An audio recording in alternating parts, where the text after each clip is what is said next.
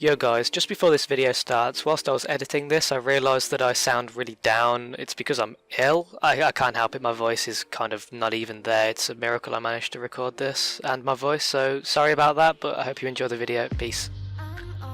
What's going on guys, Within here, back with another League of Legends YouTube video. This time we're going to be talking about Season 9 pre-season and how I feel like they're going in the wrong direction with all the changes they've been making, although some of them have been fixed a little bit. But the overarching theme of this pre-season seems to be what they acknowledged was wrong with last season, but they've still gone for it again this season. So we're going to get into that. So last season being Season 8, near the end of the season Riot admitted their mistakes, said that this season wasn't great of a season and the damage was way too high, so they started working on fixing that and lowering damage across keystones, across base damages in some areas when they come to nerfing people, and it started to feel like the game was becoming more consistent again. In comes this year's pre-season and you're getting 1050 gold for destroying a turret. Dark Harvest is literally nearly one-shotting people just from the proc, like it did like a third of someone's health. That was so stupid. And even now that that's been nerfed, it feels like the game is so snowbally that it's either you're getting smashed or they're getting smashed. You don't have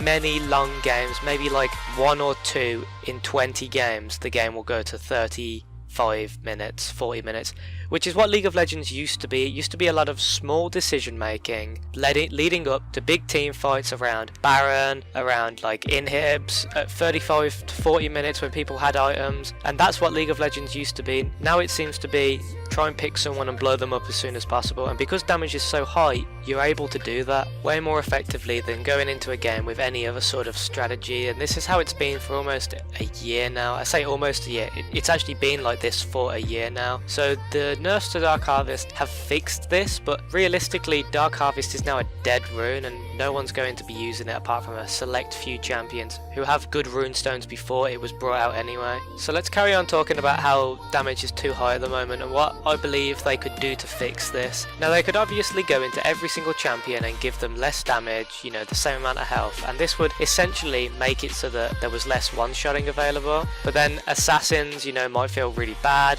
So what I think is that they should give every champion about 60 health and about 5 to 6 armor and magic resist. Now some champions obviously are gonna enjoy this buff a little bit more than others, but realistically it's not going to make any champions broken or make them unbearable to play against. Poke might be a little bit weak or assassins might be a little bit weak, but they can work with that, because what I don't want to happen, and I feel like what this will fix, is at level 3 someone can't just hit their full combo, proc electrocute or Dark Harvest or whatever rune they've got, and then you realistically have to back because they can, you know, flash auto ignite you or something. It's just ridiculous. Like they hit one combo and then you're out for the lane. You have to really play safe after that. So this change would realistically just help you out a little bit when you're constantly taking hate from these aggressive early champions, or, you know, it goes both ways. You both have to hit a little bit extra damage on, so that skill level goes up just a little bit more because you have to hit a little bit more. Okay, but let's get into the main bit of this season that's really annoying me, which is tower plating is just way too fucking strong and it's absolutely ridiculous. You get 1050 gold for destroying a tower on your own. If you've got demolish and you're winning lane, it's so easy to destroy the turret. So let's say that you've got a Trundle top and he's against a Garen, and Garen kills him once. You know, he'll push the wave with demolish, he'll get one tower plating, so he's got a kill. If it's first blood, that's 450 gold plus the tower plating, that's 160.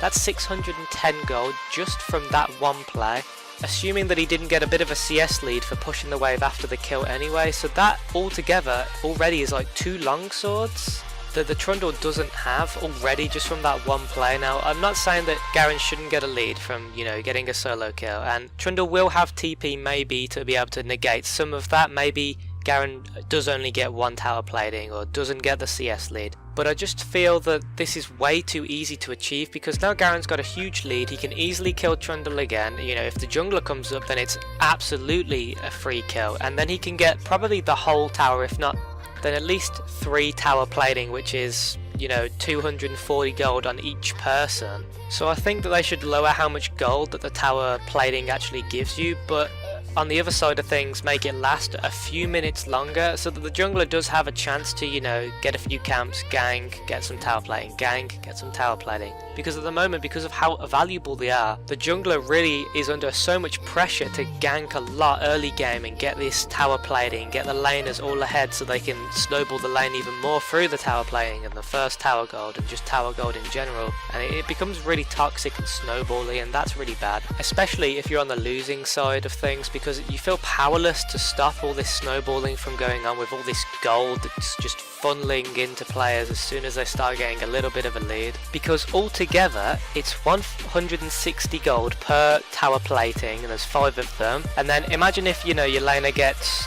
2 kills, so that's 600 gold, a bit of a CS lead, 250. You're talking about numbers like 800 for the tower gold, plus 300 for actually killing the tower. Then there's 250 in CS advantage and 600 from the 2 kills. That's nearly 2,000 gold just from that one play, and that becomes really hard to deal with. It gets to a point where you're really just hoping that you can pick someone out that's not the guy that's really fed, the one that maybe someone who's not as far ahead, and you can blow them up really quickly, and then maybe try and force a 4v5 and hope that the guy that's really fed once again doesn't just 1v3 your backline. The other thing you can do is hope that you have a lot of AoE magic damage, and when they go on Baron, you know, maybe they haven't warded deep and they don't turn onto you when they should, so that you can get a lot of the damage off on them whilst they're still on Baron, chunk them and win a fight and get Baron, and then you're back into the game. But realistically that doesn't happen too often, and I just want people to know that I'm not saying that people winning lane shouldn't be rewarded, but I think that this is way too snowbally and this is way too much for winning lane way too easily. It's not like the guy's 7-0. Like, my point is that this can be done with only like two solo kills, or, you know, 2 kills and a jungle gank, and that's it. There's a 2,000 gold advantage on a laner and probably about 500 gold lead on the jungler as well, so that's just way too much in my opinion, and that's why the game is so snowbally at the moment. There's no really other way about it. And last but not least, let's talk about the balancing of Dark Harvest, because at the moment it's a terrible rune again after it was absolutely busted for about 2 to 3, 4 weeks. I don't know exactly how long it was, but now it's absolute dog shit and I feel like it needs some changes. So the buffs that I have in mind once again aren't super complicated. It's literally just +5 for every soul is what you get at the moment, so I think you should get +8 because the base damage on this rune is really bad, to be honest, and the scaling, the +5, really isn't great either. So I think +8, because it was +8 before, but then they nerfed the base damage as well, so giving a bit of the scaling and really give some of the farming aspect back to the rune and make it so it feels rewarding to farm it up. After all, its name is Dark Harvest. I assume that the intention of this rune was that you would have to farm it up. You know, realistically it's not a rune that should have a lot of base damage. You know, it shouldn't be one-shotting people straight away, but if you farm it up, you know, if you get your harvest, then it should do a lot of damage. So that's what I think they should do, and it does make sense in my mind. But let me know what you guys think of the changes and my complaints that I've spoke about in this video in the comment section below, and leave a like if you enjoyed the video. But thanks so much for watching the video, and I'll see you guys in the next one. Peace.